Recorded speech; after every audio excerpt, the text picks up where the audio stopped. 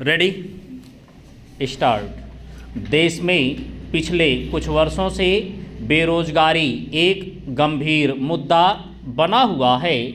इससे बड़े स्तर पर युवा श्रम शक्ति का इस्तेमाल नहीं हो पा रहा है और यह राष्ट्र के संपूर्ण विकास में भी अवरोध पैदा कर रहा है। किसी भी अर्थव्यवस्था को तभी संतुलित माना जाता है जब उसमें आर्थिक विकास के साथ साथ रोजगार के नए अवसर भी सृजित होंगे। ग्रामीण और शहरी क्षेत्रों में कुल कार्यबल तथा जनसंख्या के लिहाज से भारत दुनिया का सबसे बड़ा देश है।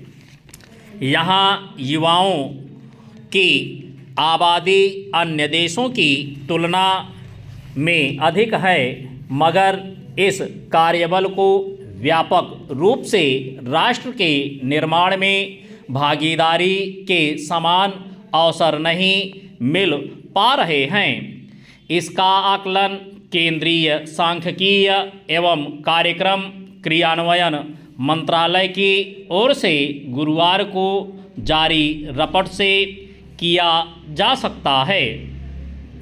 इसमें कहा गया है कि देश में 15 वर्ष और उससे अधिक उम्र के लोगों के बीच बेरोजगारी दर पिछले वर्ष दिसंबर में बढ़कर 4.8% पर पहुंच गई, जबकि नवंबर में यह आंकड़ा 4.7% था। शहरी क्षेत्र में बेरोजगारी का असर ज़्यादा रहा, जहां इसकी दर नवंबर में 6.5% से बढ़कर 6.7% हो गई।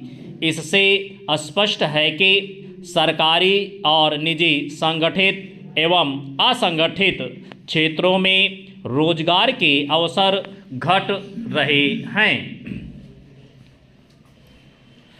गौरतलब है कि केंद्र सरकार की ओर से आत्मनिर्भर भारत और स्किल इंडिया जैसी योजनाओं की शुरुआत की गई है, लेकिन इनका असर विभिन्न क्षेत्रों में अलग अलग रहा है। कई युवा और श्रमिक वर्ग अपने कौशल को विकसित करने के लिए प्रशिक्षण प्राप्त कर रहे हैं। इसके बावजूद उन्हें रोजगार के पर्याप्त अवसर नहीं मिल पा रहे हैं।